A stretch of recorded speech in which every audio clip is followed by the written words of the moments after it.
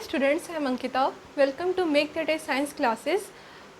आज हम पढ़ेंगे जो हमने डिस्टेंस और डिस्प्लेसमेंट पढ़ रखा है मोशन चैप्टर से, उसी का बेस्ड न्यूमेरिकल। सो स्टार्ट करते हैं इस क्वेश्चन को हिंदी में समझना, फिर इसका हम सोल्यूशन लिखना स्टार्ट करेंगे। सो आई थिंक आपने पहले वीडियो चेकआउट करके रखा है, देन यहाँ पर आप न्यूमेरिकल देख रहे हैं। आपको अगर न्यूमेरिकल समझना है तो पहले आपको थ्योरी अच्छे से समझ लेना पड़ेगा। फाइन, ओके, स्टार्ट करते हैं पढ़ना। A farmer moves along the boundary of A square field of side 10 meter in 40 seconds. What will be the magnitude of displacement of the farmer at the end of 2 minutes 20 seconds from his initial position?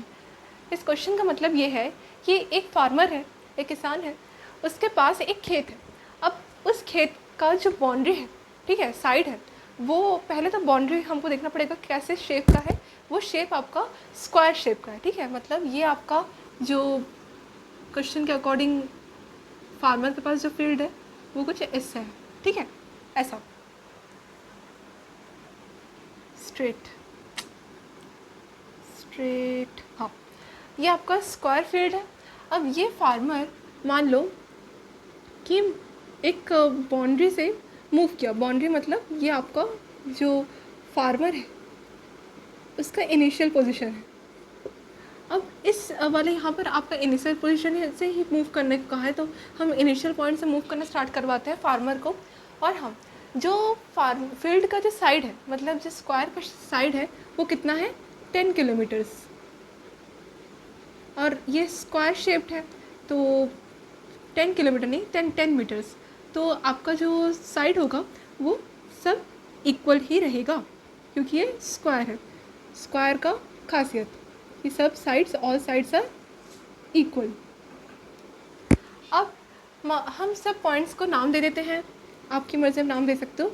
मैं दे देती हूँ A, B, C, D, और 4 corners या फिर all 4 sides are same in square. अब हम start करते हैं इस क्वेश्चन को सॉल्व करना। तो आपका ये बेसिक सा डायग्राम बन गया। फार्मर बाउंड्री से मूव कर रहा है, मतलब जो फार्मर है वो आपका बिल्कुल साइड्स किनारे से होते होते होते होते जा रहा है। अब जो हमको फाइंड करने को कहा गया है वो है डिस्प्लेसमेंट। क्या फाइंड करने को कहा गया है? डिस्प्लेसमेंट। हम समझ चुके हैं कि डिस्प्लेसमेंट किसको कहते हैं? The shortest path, the shortest path. So यहाँ से हम पहले डिस्प्लेसमेंट को हम ये तो नहीं निकाल सकते वैल्यू, हमको एक टाइम दे रखा होगा क्वेश्चन के अकॉर्डिंग। उसी टाइम के अकॉर्डिंग हमको पोजीशन फाइंड करना पड़ेगा फील्ड के, कितना उसने चक्कर लगाए या फिर कहाँ पर वो पहुँचा टाइम के अकॉर्डिंग। अब उसी पोजीशन से इनिशियल पोजीशन के बीच में जो शॉर्टेस्ट पाथ बनेगा वही आपका मैग्नीट्यूड ऑफ द डिस्प्लेसमेंट होगा। आ गया क्वेश्चन समझ? अब हम स्टार्ट करते हैं इसको सॉल्व करना। सो आई थिंक क्वेश्चन को आपने लिख लिया और समझ लिया। अब हम ये वाला क्वेश्चन को सॉल्व करने से पहले इसको मिटा देते हैं, ठीक है, क्योंकि जगह नहीं है। टाइम दे रखा है हमारे पास कि डिस्प्लेसमेंट किस टाइम में होना स्टार्ट होगा, at 2 minute 20 second, 2 minute 20 second, ठीक है। अच्छा, साइड मिल गया, टाइम मिल गया, अब हमको सॉल्व करना है। अच्छा, जो 10 मीटर है ना वो भी आपका 40 सेकेंड में कवर हो रहा है, मतलब ये आपको टाइम भी दे रखा है। टाइम तो दे ही रखा होगा।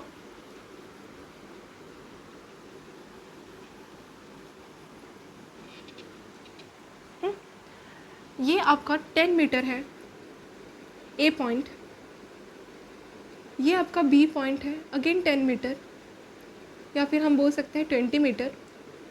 सी पॉइंट में पहुँचते पहुँचते 30 मीटर हुआ, डी पॉइंट तक पहुँचते पहुँचते 40 मीटर हो गया। सबका सम किया मैंने, और दोनों सब पॉइंट्स के बीच के जो इंटरमीडिएट्स हैं वो 10-10 मीटर्स के हैं। इतना क्लियर? इस क्वेश्चन को समझा रही हूँ ना मैं। जो टाइम दे रखा है, कितने टाइम में कवर हो रहा है आपका, कितने टाइम में हो रहा है। और यहाँ से हमको एक और चीज़ भी क्लियर हो रही है कि it is a uniform motion, ठीक है, यूनिफॉर्म मोशन है ना। 10 मीटर 10 मीटर ऐसे ही हमको डिस्टेंस इंटरमीडिएट दिख रहा है, और जो टाइम है वो आपका कितना दिया हुआ है 40 सेकेंड पर।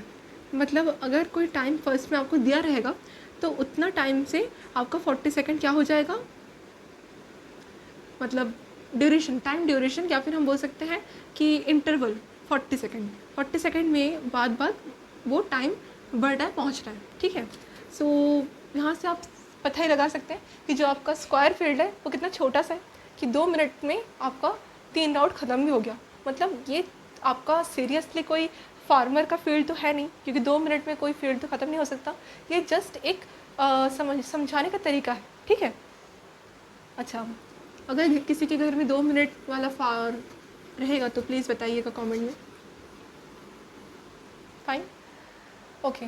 सो आपका टाइम पता है और कितने सेकेंड्स में आपका एक एक साइड कंप्लीट हो रहा है वो भी पता है। तो हमारे पास बेसिक से क्या क्या गिवन है लिख लेते हैं हम पहले। अकॉर्डिंग टू क्वेश्चन, अब ऐसे ही लिखेंगे, according to question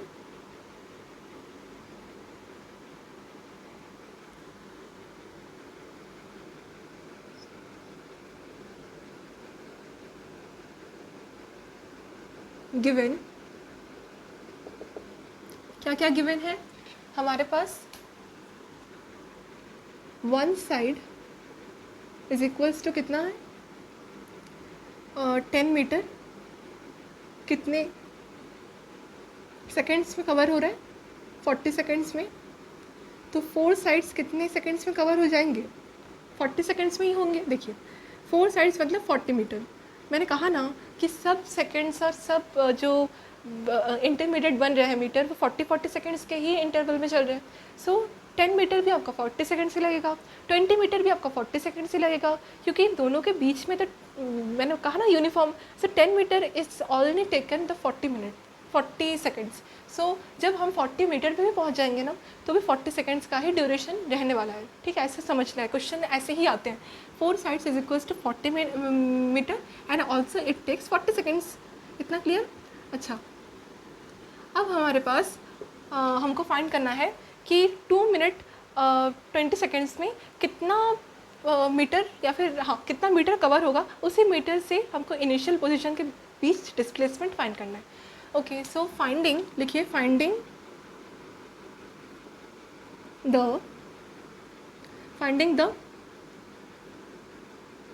metre, actual meter cover लिख देती हूँ, आपको डिस्टेंस से आइडिया हो जाएगा यहाँ से। Finding the actual meter covering distance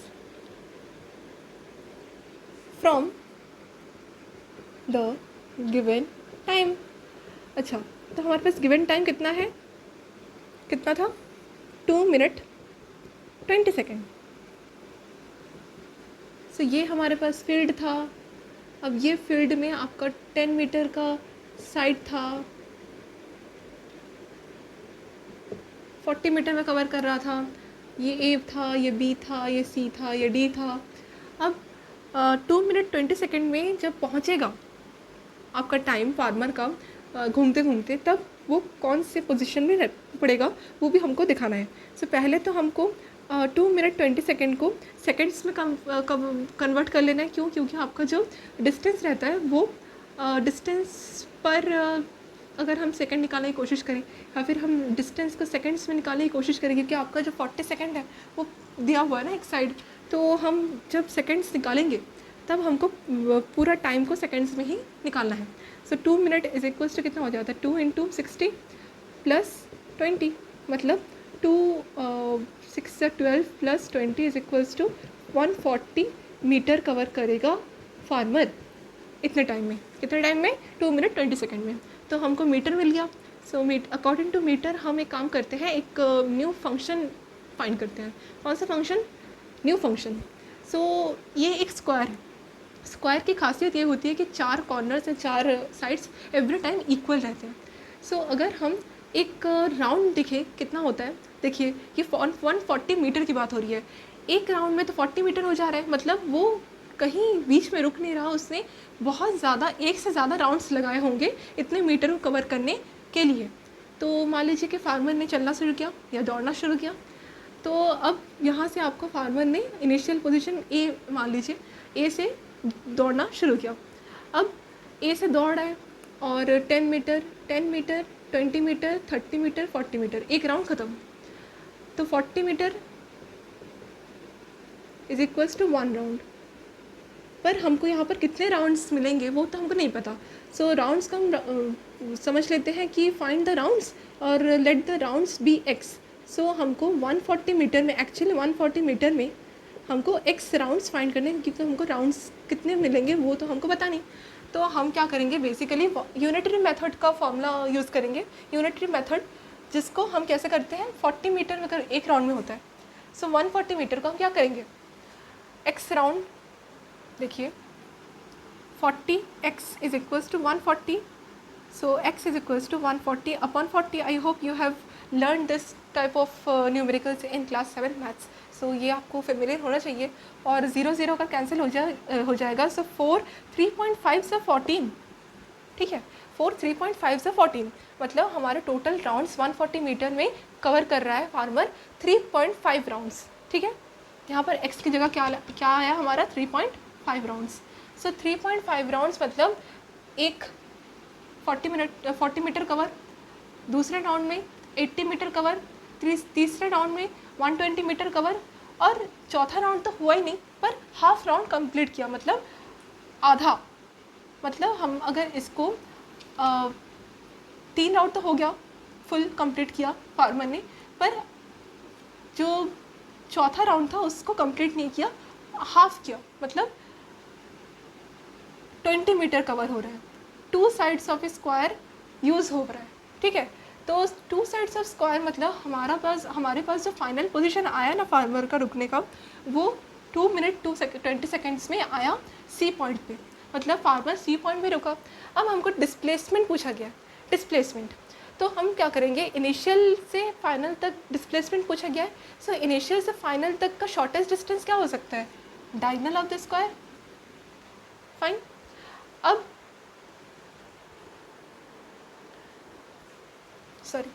okay, so diagonal of the square को हम स्क्वायर ऐसे लिखते हैं, डायगोनल।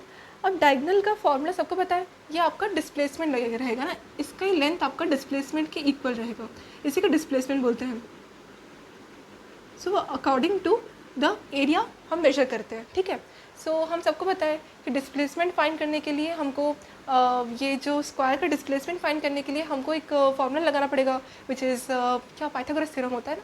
सो पाइथागोरस थ्योरम से हम क्या समझते हैं,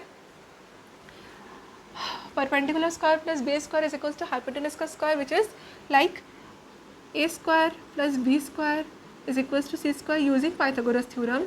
एक काम करते हैं, इसको मिटा देते हैं और हमारे पास जो जो क्वेश्चन से हमको आंसर्स आने वाले हैं उसको लिखते हैं।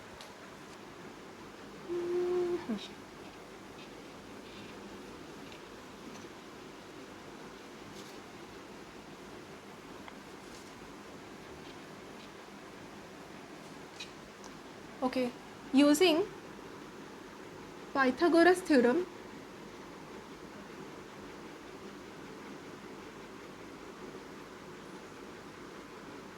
a square plus b square is equals to c square, where a square कितना है, a का स्क्वायर, a क्या है हमारा परपेंडिकुलर, मतलब 10 का स्क्वायर, प्लस बेस भी 10 ही है, as it is a square, so the sides are also same. 10 का square is equals to C का स्क्वायर, यही है हमारा बेसिक सा hypotenuse, which is the displacement, which is also known as diagonal. So diagonal of the square हमको पता है 100 plus 100, हम इसको ऐसे ही फाइंड कर सकते हैं, C is equals to under root 10 square plus 10 square. अगर हम c is equals to 10 same है base, so under root 2 into 10 ऐसे लिख सकते हैं, इसको स्क्वायर लगाएंगे, और 2 इंटू 10 स्क्वायर है, पता है c is equals to √2 under root 100 is also 10, so 10 बाहर आ जाएगा, आपका पूरा आंसर आ जाएगा 10√2। हमें पता है कि √2 का फॉर्मूला क्या होता है, या फिर √2 का वैल्यू क्या होता है, 1.414, और 1.414 इंटू 100 कितना हो जाएगा, अपॉन में 1000 कर दीजिए, एक ज़ीरो काट दीजिए, 1414 अपॉन 100 कर दीजिए, 14.14 आ जाएगा, 100 नीचे से हटा दीजिए, और आपका जो डिस्प्लेसमेंट का मैग्नीट्यूड आएगा वो 14.14 मीटर समथिंग आ जाएगा। अगेन अगर हम सिर्फ डायगनल का, अगर किसी बच्चे को प्रॉब्लम हो रहा है तो डायगनल ही तो बोलते हैं इनको। सो डायगनल का अगर आपको फॉर्मूला पता है डायरेक्ट, सो आपको पता है कि डायगनल ऑफ द स्क्वायर कितना होता है, डायगनल ऑफ द स्क्वायर सबको पता है, √2 इंटू ए, या ऐसे ही बोल सकते हैं ना, ए स्क्वायर प्लस ए स्क्वायर, यही तो है, लेंथ प्लस ब्रेथ। ओके, सो ये लेंथ प्लस ब्रेथ हम रेक्टेंगल में यूज़ करते हैं। इतना आपको क्लियर हो गया होगा। यहाँ से भी आपका वही आंसर आ जाएगा, √2 इंटू 10। अब √2 इंटू 10 पे अगर हम करेंगे तो वही आपका वैल्यू आएगा मैग्नीट्यूड का, किसका, डिस्प्लेसमेंट का। So displacement is came under the distance. So इतना आपको आई थिंक डाउट नहीं होना चाहिए। बहुत लोगों को ऐसा, बहुत बच्चों को ऐसा लग रहा होगा कि शायद यहाँ से पूरा कंप्लीट करने के बाद हम फिर से यहाँ से वापस रास्ते से शायद हम इनिशियल पोजीशन पे जाएंगे। नहीं, ये आपका एक्चुअल डिस्टेंस था। कितना राउंड कंप्लीट किया, 3.5 मीटर इन 140 मीटर ना, 3.5 राउंड्स इन 140 मीटर, ये आपका एक्चुअल डिस्टेंस था, डिस्टेंस। पर आपका जो डिस्प्लेसमेंट आया, विच इज़ द शॉर्टेस्ट, एंड यहाँ आपको ये नहीं बताया कि आपको अगेन इस वाले रास्ते से वापस जाके उस वाले रास्ते पे जाना है। यहाँ पर आपको 2 वे, ऐसे कुछ क्वेश्चंस में कहा नहीं है कि आप डिस्प्लेसमेंट मतलब 0 लगा दो। डिस्प्लेसमेंट कब 0 होता है, देयर आर 3 कंडीशंस ना, कि डिस्प्लेसमेंट 0 हो सकता है, डिस्प्लेसमेंट डिस्टेंस से कम हो सकता है, और डिस्टेंस के इक्वल भी हो सकता है डिस्प्लेसमेंट। तो यहाँ पर कौन सा वाला कंडीशन लगा कि डिस्टेंस डिस्प्लेसमेंट से बड़ा है, डिस्टेंस डिस्प्लेसमेंट से बड़ा है। सो अगर किसी बच्चे को डाउट है कि हम कैसे, अगर हमको आंसर को चेक करना है तो हम कैसे चेक कर सकते हैं, तो एक काम करते हैं, इसका छोटा सा एक क्रॉस चेकिंग मेथड सीख लेते हैं कि इसका चेकिंग मेथड हम कैसे करें। अगर एग्ज़ाम टाइम में हमको डाउट आ जाए कि the answer is either wrong और करेक्ट, तो इसका छोटा सा आपको मैं तरीका सिखा देती हूँ। पर आपको एक्चुअल में सॉल्व करके देखना पड़ेगा ना कि कितना आएगा। आप वो शॉर्टकट मेथड ही यूज़ मत कर देना हर जगह। देखिए, हमें बताएं कि ये 10 मीटर है, ये भी 10 मीटर है, ये भी 10 मीटर है, और ये भी 10 मीटर है, as it is a square. ये आपका क्रॉस चेकिंग मेथड है ना, सिंपल सा। ये आपको सिर्फ चेकिंग मेथड है, इससे आप मत कीजिएगा। पहले आपको आंसर पूरा लाना है एग्जाम टाइम में, then if you have time then you can check it like this, ठीक है। क्रॉस चेकिंग मेथड से हमको ये देखना है सिर्फ कि जो आपका 10 मीटर है, 10 मान लीजिए कि जो आपका डायगोनल रहता है ना, वो मतलब अप्रॉक्सीमेटली 10 प्लस इसके जस्ट जो अलग का जो 10 रहेगा, मान लो कि इसका लेंथ, इसका ब्रेथ, ऐसे समझ सकते हो आप। पर जो स्क्वायर है उसमें लेंथ और ब्रेथ तो नहीं रहते, पर रेक्टेंगल में भी वैसे ही आप कर सकते हो डायगोनली। पर 10 मीटर को अगर मैं एक लेंथ मान लूँ, अगर दूसरे लेंथ को अगर मैं हाफ मान लूँ, तो 15 आ रहा है। और समझ सकते हैं कि जो 10 + 5 है वो 15 है, और हमारा आंसर भी पूरा कंप्लीट करने के बाद 14.14 समथिंग आ रहा था। मतलब कहीं ना कहीं हम देख सकते हैं कि 15 14 ऐसे बीच बीच में हमारा जो वैल्यू आ रहा है। पर ऐसा नहीं है कि 15 आएगा, 15 और 14 ज़मीन आसमान का फ़र्क है। पर हमने एक अप्रॉक्सीमेशन निकाली कि आपका कुछ ऐसा आंसर आ सकता है, ठीक है, क्योंकि एक फील्ड है, ठीक है। फील्ड में आपका पूरा परफेक्ट इंचेस के साथ ही पूरा आपका फील्ड कैलकुलेट हुआ होगा, ये भी सही बात नहीं है। सो अगर आपका आंसर 14.14, आपको 14.14 ही आना चाहिए। पर ये आपका सिंपल से चेकिंग मेथड है। अगर आपका आंसर कुछ गलत सा आ रहा है, अगर आपका आंसर 14 से ज़्यादा कुछ आ रहा है, ठीक है, मतलब 15 का अंदर आ रहा है, ये भी एक देखने का तरीका है। अगर आपका 14 नहीं आके 141 ऐसे आ जाएगा, अगर आपने पॉइंट्स में मिस्टेक किया है, उसका मतलब यही होगा। सो ये आपका छोटा चेकिंग मेथड है। अगर किसी को ऐसे ये पसंद आया, सो आप कमेंट में बता सकते हो, ठीक है। सो आई थिंक ये वाला क्वेश्चन क्लियर हो गया। आपका फाइनल आंसर जो डिस्प्लेसमेंट है वो 14.14 आया according to the initial position, ठीक है। इनिशियल पोजीशन कहाँ से लिया था हमने, ए से। ओके, सो आई होप कि ये क्वेश्चन क्लियर हो गया आपको। ओके, सो अब हम पढ़ेंगे स्पीड एंड वेलोसिटी, ओके।